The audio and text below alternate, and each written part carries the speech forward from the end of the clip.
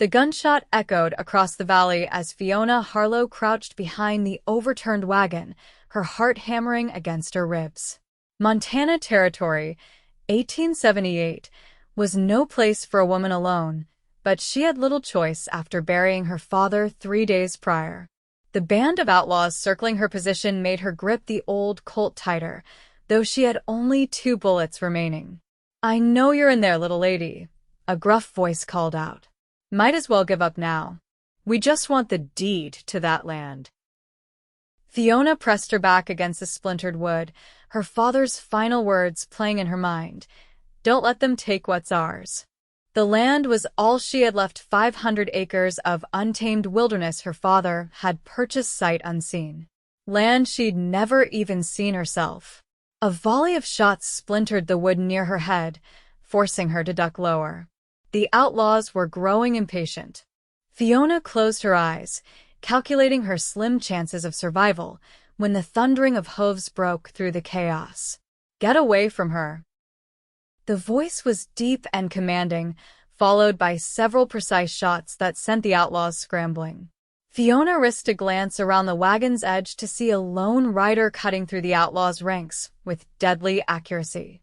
Tall and broad-shouldered, the stranger moved with the confidence of someone who knew these lands well. His face was partially obscured by a weathered Stetson, but his eyes burned with fierce determination as he drove the attackers back. Within minutes, the outlaws retreated, their curses fading into the distance. The stranger dismounted, his movements fluid despite his imposing frame.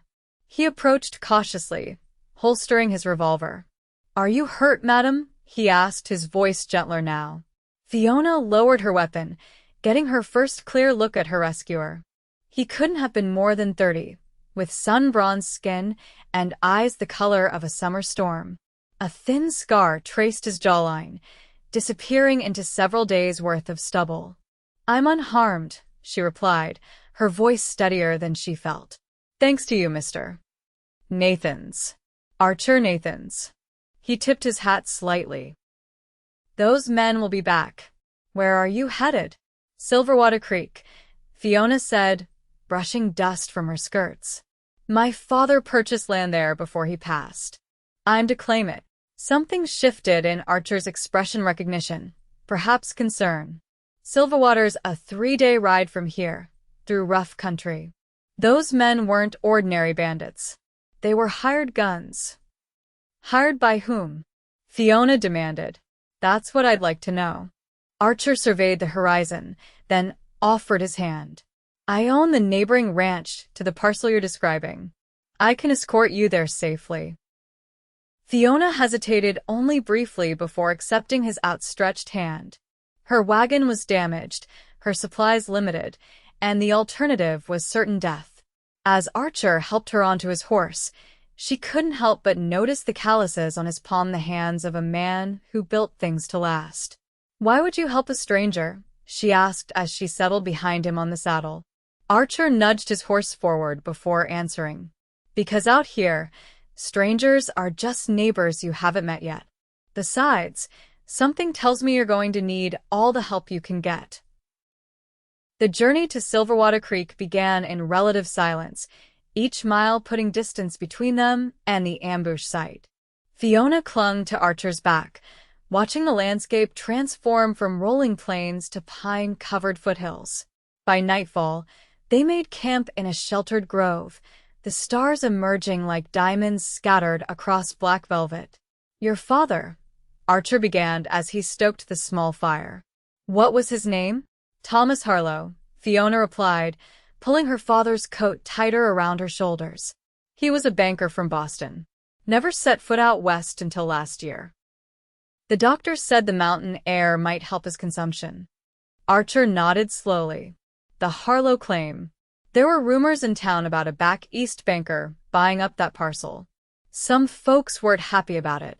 "Why?" "That land's been contested for years. Caught between railroad interests, cattle barons, and old mining claims. Your father might not have known what he was buying into." Fiona's stomach tightened. "It's all I have left." I can't return to Boston. Our home was sold to pay his medical debts. Archer studied her across the flames, his expression unreadable in the flickering light. What were you planning to do with 500 acres of wilderness? Build something, she said with more conviction than she felt. A home. Maybe raise horses. Father always said I had a way with them. A ghost of a smile crossed Archer's face. Takes more than a way with horses to survive out here. Then I'll learn, Fiona replied firmly. I didn't come this far to turn back. Something in her determination seemed to impress him. He nodded once, then reached into his saddlebag, pulling out a worn map. Your land sits here, he said, pointing to a section near a winding blue line, bordered by the creek on one side and the mountains on the other. My ranch, Evergreen, lies just to the north. Good grazing land, but rocky in parts. The cabin your father started is here, near the water. He started building? Fiona asked, surprised. Hired men from town. Structure's sound but unfinished. No one's been there since the work stopped 3 months ago. When he returned to Boston to fetch me, Fiona whispered. He never made it back. Archer folded the map carefully. Get some rest, Miss Harlow. We've got a long ride ahead. Morning brought clear skies and renewed purpose. They traveled steadily through rising terrain, Archer pointing out landmarks and sharing bits of local knowledge. By midday, they crested a ridge that offered a sweeping view of the valley below. There, Archer said, gesturing toward a pristine stretch of land where meadows met forest. That's yours. Silverwater Creek runs along that tree line. Fiona's breath caught in her throat. The land was more beautiful than she'd imagined, wilder, more vast, untamed, yet somehow welcoming. In the distance, she could make out the outline of a half-built cabin near the creek. It's magnificent, she whispered. It's also dangerous, Archer cautioned. This territory doesn't forgive mistakes. They descended into the valley, approaching the cabin as the afternoon sun cast long shadows. The structure was larger than Fiona had expected, a sturdy foundation with walls of hewn logs and a partial roof. Tools lay scattered as if the workers had left in haste. They were frightened away, Archer said, examining the site. Probably the same men who came after you. Fiona ran her hand along the rough-hewn doorframe. Who would go to such lengths for this land? I have my suspicions. Archer's expression darkened. Victor Caldwell owns most of the cattle operations in the valley. He's been trying to control the water rights for years. Could he have known about my father's purchase? Nothing happens in these parts without Caldwell knowing. Archer began gathering the abandoned tools. I need to get back to my ranch before nightfall, but I'll return tomorrow with supplies. Can you manage until then? Fiona squared her shoulders. I can manage. After Archer departed, Fiona explored her new property, the reality of her situation sinking in with each step. The cabin needed work, a completed roof, doors, windows. The land was raw potential, but would require backbreaking effort to cultivate. As darkness fell, she built a small fire inside the cabin's stone hearth and unrolled her bedding in the corner least exposed to the elements. Sleep came fitfully, punctuated by unfamiliar sounds: the distant howl of wolves, the rustle of wind through pines, the occasional snap of branches that sent her hand to her father's pistol. Dawn found her exhausted but resolute, drawing water from the creek and taking inventory of her meager supplies. True to his word, Archer returned by mid-morning, his horse pulling a wagon laden with lumber, tools, and provisions. I thought we might work on getting that roof finished, he said by way of greeting, as if helping a stranger rebuild her home was the most natural thing in the world. Mr. Nathans, I can't accept. Consider it a loan, he interrupted, already unloading the wagon. You can repay me once you're settled. Neighbors help neighbors out here. They worked side by side through the day, Fiona proving herself more capable than either of them expected. She learned quickly, following Archer's instructions for cutting shingles and securing them to the roof beams. By sunset, half the roof was completed, and the cabin had a proper door. As they shared a simple meal of beans and cornbread by the fire, Fiona studied her unlikely ally. "You never said why you're so willing to help me." Archer gazed into the flames before answering. "Your father came to see me when he first arrived. Asked about the land, about building. He was sick, anyone could see that, but determined. Said he was creating something for his daughter's future." He looked up, meeting her eyes. A man like that deserves to have his last wish honored. Something warm unfurled in Fiona's chest. "Thank you for telling me that." The following days established a rhythm. Archer would arrive at dawn. They would work until dusk, making steady progress on the cabin. Fiona insisted on learning everything: how to mend fence lines, identify edible plants, track game. Each evening, exhausted but satisfied, they would share a meal and conversation that gradually shifted from practical matters to personal histories. She learned that Archer had come west as a young man, working cattle drives before saving enough to purchase his own land.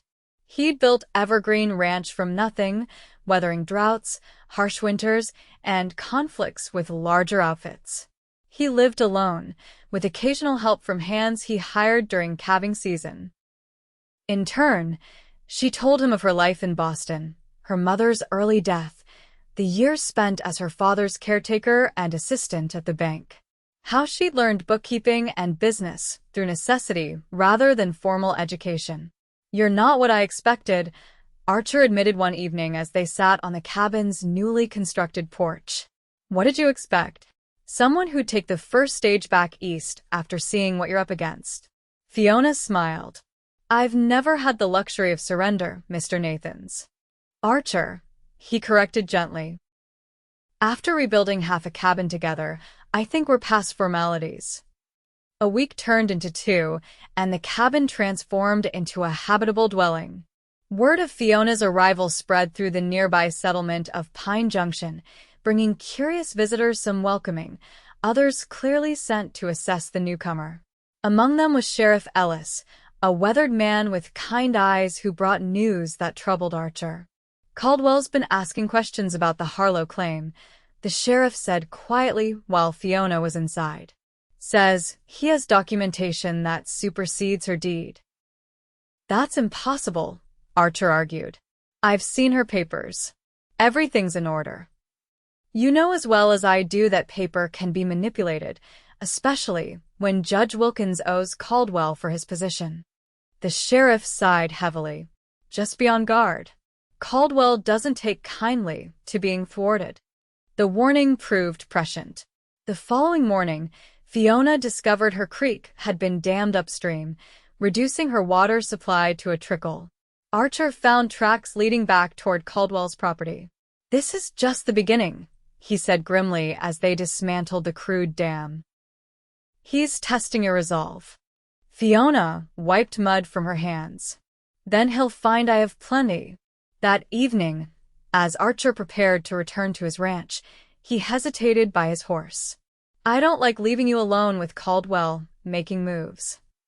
"I'll be fine," Fiona assured him, though uncertainty gnawed at her. "You can't stay here forever." Something flickered in Archer's eyes, perhaps regret, perhaps something deeper. "Lock your door tonight," was all he said before riding away. The attack came just before dawn. Fiona woke to the smell of smoke and the sound of men's voices outside. Grabbing her father's pistol, she peered through a crack in the shutters to see 3 mounted figures circling the cabin. One carried a flaming torch. "Come out, Miss Harlow," a voice called. "Mr. Caldwell would like a word about your property situation." Fiona's mind raced. The cabin's rear window opened onto the creek. If she could reach it unseen, she might escape into the woods. But everything she owned, everything she'd worked for was in this cabin. The decision was made for her when the first torch hit the roof, catching on the new shingles. Smoke began to fill the small space. Choking, Fiona gathered her deed papers and her father's pocket watch, then slipped through the rear window as flames engulfed the front porch. She splashed across the shallow creek and into the tree line, heart pounding as she heard the men discovering her escape. Their curses and the crack of gunfire followed her into the forest as she ran blindly through the pre-dawn darkness. Fiona had no clear plan beyond putting distance between herself and her pursuers. She knew Archer's ranch lay to the north, but in the darkness, with no landmarks visible, she could only guess at her direction. The forest grew denser, the ground steeper as she climbed what she hoped was the ridge separating the two properties. Dawn was breaking when she heard hoofbeats approaching. Ducking behind a fallen tree, she raised her father's pistol with trembling hands. The rider came into view, Archer, rifle ready, scanning the forest floor. Relief washed over her. "Archer," she called, standing on unsteady legs. He wheeled his horse toward her, dismounting in one fluid motion. Before she could explain, he pulled her into a fierce embrace. "I saw the smoke," he said, his voice rough with emotion. "Are you hurt?" "No, but the cabin," her voice broke. "All their work, destroyed in minutes." Archer's expression hardened. "Caldwell's men?" She nodded, suddenly overwhelmed by exhaustion and despair. "They said he wanted to discuss my property situation." "This ends now," Archer said, helping her onto his horse. "We're going to town to see the sheriff, then the land office. If Caldwell wants a fight, he'll get one." Pine Junction was barely a town, a single muddy street lined with basic necessities: general store, saloon, blacksmith, and a small building that served as both sheriff's office and jail. Heads turned as Archer and Fiona rode in, her clothes singed and dirty, his face set in grim determination. Sheriff Ellis listened to their account with growing concern. "Burning a homestead is a serious charge, but it'll be your word against theirs without witnesses." "What about my legal right to the property?" Fiona asked, producing her deed papers. "That's for the land office to determine," but the sheriff hesitated. "Caldwell filed a competing claim yesterday. Says he has evidence your father's purchase was invalid because the seller didn't have clear title." "That's absurd," Archer interjected.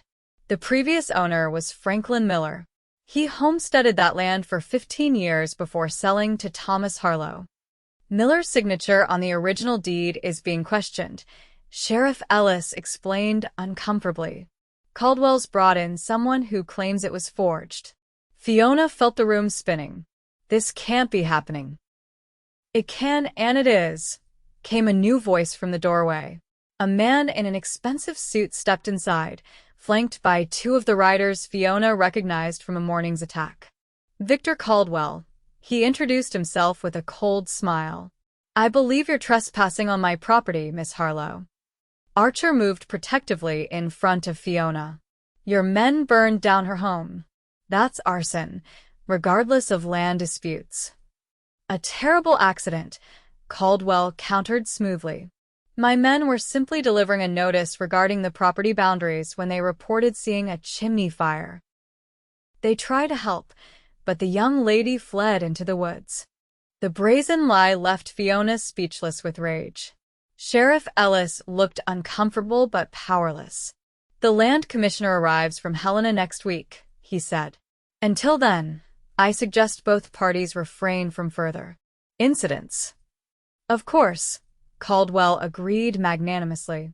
"I'm a reasonable man. Miss Harlow is welcome to collect any personal belongings that survived the unfortunate fire." "Where am I supposed to go until then?" Fiona demanded. "The boarding house's rooms," Sheriff Ellis suggested weakly. "She'll stay with me," Archer stated flatly. "At Evergreen." Caldwell's eyebrows rose. "How scandalous, Mr. Nathans. I wonder what the good people of Pine Junction would think of such an arrangement." "They'd think I'm offering shelter to a neighbor in need," Archer replied, his voice dangerously calm. "Something you might understand if you had any decency." "Careful, Nathans," Caldwell warned. "Your ranch borders my properties too. It would be a shame if your fortunes suddenly turned." "Unfortunate," The threat hung in the air as Caldwell and his men departed. Sheriff Ellis sighed heavily. "You're making a powerful enemy," he told them. "Caldwell controls half the valley." "Not my half," Archer replied grimly. "And not Fiona's either, if I have anything to say about it." They left town with supplies to replace what had been lost in the fire. Fiona remained quiet, processing the day's events and the implications of staying at Archer's ranch. It wasn't proper by Eastern standards, but nothing about her situation was conventional anymore. Evergreen Ranch came into view as they crested a hill, a sprawling property centered around a handsome two-story house built of logs and river stone. Outbuildings, corrals, and well-maintained fences spoke of years of hard work and careful stewardship. "It's beautiful," Fiona said, breaking her silence. "It's home," Archer replied simply. "Took me 8 years to build it all. Started with just a tent and determination, not unlike you." Inside, the house was unexpectedly comfortable, polished wood floors, sturdy furniture, shelves lined with books. Archer showed her to a spare bedroom, apologizing for its plainness. "It's perfect," she assured him, overwhelmed by his generosity. That evening, over a surprisingly well-prepared meal, they discussed their options. "The land commissioner is our best hope," Archer explained. "But Caldwell has influence. We need evidence that your deed is legitimate." "How do we get that when the original seller is being questioned?" Archer considered this. Franklin Miller moved to Oregon after selling the property. If we could get a verified statement from him in a week, that's impossible. "Not necessarily." Archer leaned forward. "The telegraph line reaches Salem now. We could send a message, ask Miller to send a notarized statement by express courier." Hope flickered in Fiona's chest. "Do you think he would?" Miller and Caldwell had their own disputes. "I think he'd help just to spite the man." They drafted the telegraph that night, and Archer rode to town at first light to send it. When he returned, he brought news that lifted Fiona's spirits further. "The neighbors are coming," he announced. Word spread about what happened. "They're bringing lumber and supplies to rebuild your cabin." "Why would they help a stranger?" Archer's expression softened. "Because most folks around here remember what it's like to start with nothing. And because not everyone appreciates Caldwell's way of doing business." True to his word, wagons began arriving the following morning, families from surrounding homesteads, bringing tools, food, and determined goodwill. Many had their own stories of Caldwell's tactics, and Fiona's stand against him had struck a chord. For 3 days, they worked together rebuilding what had been destroyed. The new cabin rose quickly under many hands, stronger, better constructed than before. Fiona worked alongside everyone, her natural warmth and determination winning over even the most skeptical neighbors. Archer watched her with growing admiration. She never complained, never faltered, tackling each challenge with intelligence and grace. In the evenings, exhausted but fulfilled, they would return to Evergreen, where their conversations stretched later into the night, revealing more of themselves to each other with each passing day. "You've changed since I first met you," Archer observed one night as they sat on his porch, watching fireflies dance in the darkness. "How so?" "You stand differently. Look at things differently. Like you belong here now." Fiona considered this. "I feel different. Less afraid, perhaps. When everything you've counted on disappears, you discover what you're truly made of." "And what are you made of, Fiona Harlow?" he asked softly. She met his gaze steadily. "The same thing as this land." "More strength than first appears." Something shifted between them in that moment, an acknowledgement of feelings that had been building since that first day behind the overturned wagon. Archer reached out, his calloused fingers gently touching hers, and Fiona felt her heart respond with a certainty that both thrilled and terrified her. The arrival of a rider interrupted the moment. It was one of Sheriff Ellis's deputies, bearing news. "Telegraph came for you, Mr. Nathans. From Oregon." He handed over the yellow paper. Sheriff also wanted you to know the land commissioner arrived early. Hearing set for tomorrow morning. Archer unfolded the telegraph, reading it quickly, his expression unreadable. What does it say? Fiona asked once the deputy had gone.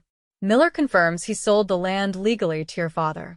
Says he'll send notarized documents, but they won't arrive in time for tomorrow's hearing. Archer folded the paper carefully. We'll have to make our case without them. They rode into town the following morning with the rebuilt cabin nearly completed behind them. Pine Junction was unusually busy, the land dispute having drawn attention throughout the county. The hearing was to be held in the town hall, the only building large enough to accommodate the crowd.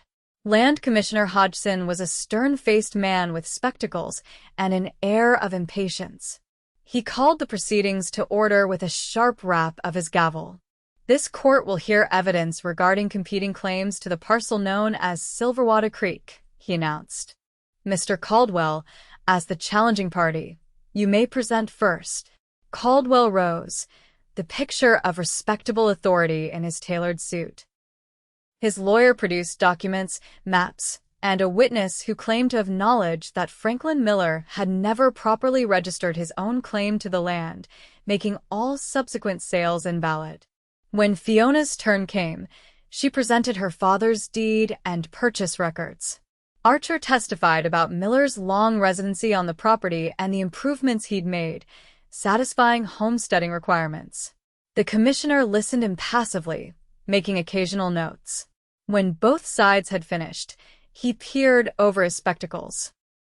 The documentation presented contains contradictions that cannot be immediately resolved.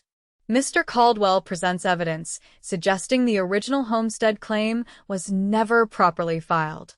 Miss Harlow presents a deed that appears legitimate on its face. He shuffled his papers. I am inclined to rule in favor of the party with the most substantial documented claim, which at present appears to be Mr. Caldwell. Fiona felt her heart sink, but Archer stood suddenly. Commissioner, I request permission to present additional evidence. What evidence, Mr. Nathans? You've had your opportunity. Archer reached into his vest pocket. Land survey maps from 1862, showing the original boundaries established when this territory was first opened for settlement. These maps clearly show Franklin Miller's name on the Silverwater parcel. The commissioner examined the yellow documents with interest. Where did you obtain these? County Records Office in Helena. I rode there myself 3 days ago while the cabin was being rebuilt. Caldwell's lawyer jumped to his feet. Objection. These documents weren't disclosed to us. Nor was your supposed witness disclosed to us, Archer countered. Besides, these are public records available to anyone who makes the journey. The commissioner studied the maps for several long minutes while the room held its collective breath. Finally, he looked up. These survey records establish that Franklin Miller was indeed recognized as the legal occupant of the disputed parcel as of 1862. His subsequent improvements to the land would have satisfied homesteading requirements under the law. He turned to Caldwell. Your challenge to the basic land claim is therefore rejected. The deed transferred to Thomas Harlow appears valid based on the evidence before me.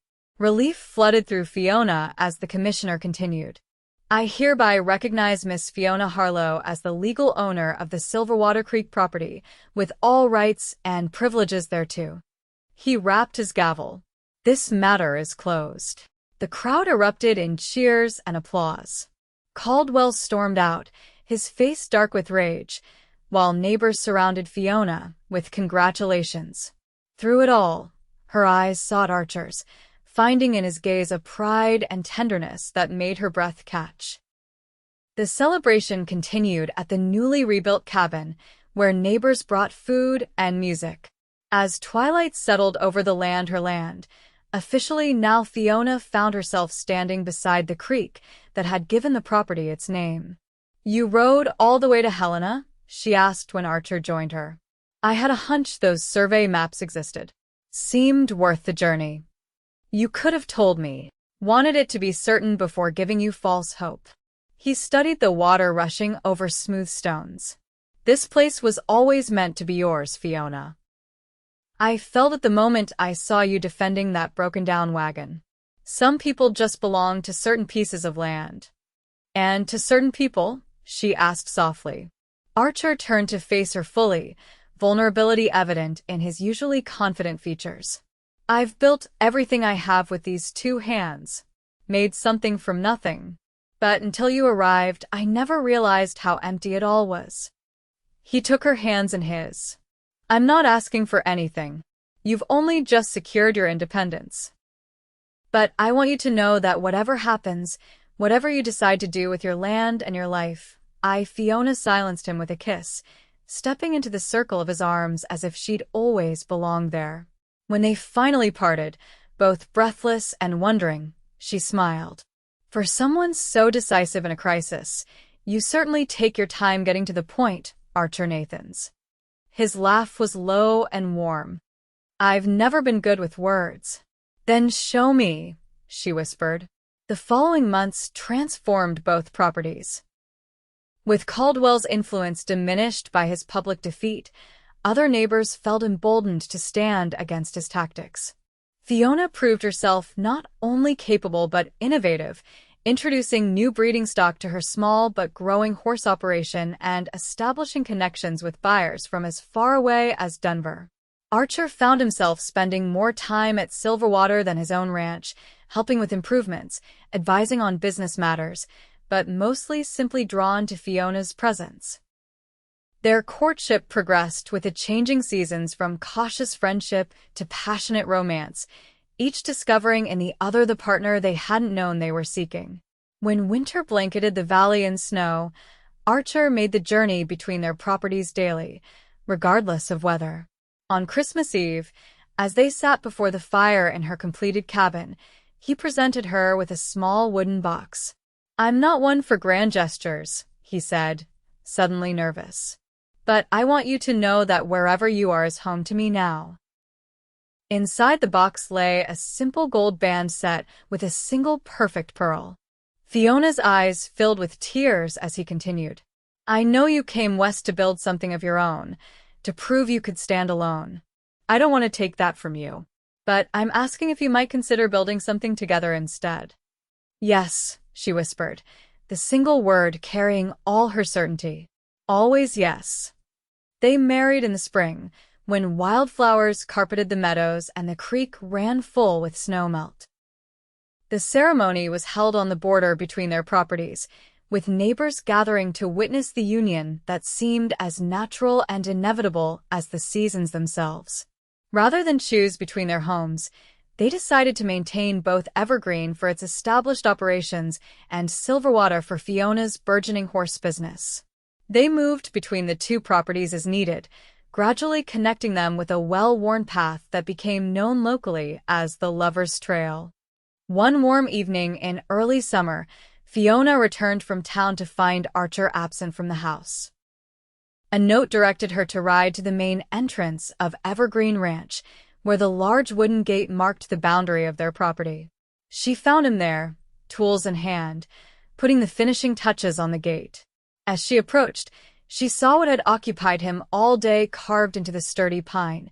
Alongside the Evergreen brand was a new addition, Fiona's place in careful, permanent letters. What's this? She asked, dismounting. Archer ran his hand over the freshly carved wood. When I was a boy, my father told me that a man isn't truly home until there's someone waiting for him, someone who belongs there as much as he does. He looked up at her, sunlight catching the silver beginning to thread through his dark hair. I wanted you to always know, no matter what happens, that you belong here. With me. With this land. Fiona traced the letters with her fingertips, feeling the care in each stroke. It's beautiful. I'm not always good at saying what I feel, he admitted. But I can build it, carve it, make it solid. I think I've learned to understand your language, she said, stepping into his embrace. And I love hearing it. As the years passed, the carved names on the gate weathered and deepened, becoming part of the wood itself. Children came, first a daughter with Fiona's spirit and Archer's steady hands, then twin boys who grew tall and strong in the mountain air. The properties flourished under their joint stewardship, expanding as neighboring parcels became available. Caldwell eventually sold his holdings and moved east, defeated not by confrontation but by the community that had formed around Fiona and Archer people who had discovered their own strength by standing together. The valley became known for its fair dealings and prosperous homesteads, with Evergreen and Silverwater at its heart. On their 20th anniversary, their children now nearly grown, Archer and Fiona stood once more before the gate where he had carved her name. The letters remained, deepened by time and weather, as enduring as the love they had built together. "Did you ever imagine this?" Fiona asked, her head resting against a shoulder. "That day when you found me behind that wagon, did you know we'd create all this?" Archer considered the question, looking out over the valley that had been transformed by their vision and hard work. "I knew you belonged here," he said simply. Everything else just followed naturally. She smiled, thinking of the frightened but determined young woman who had arrived with nothing but a deed and her father's pistol. "I never thought I'd find home so far from everything I knew." But that's the thing about belonging. Sometimes you have to journey far to discover where you were meant to be all along.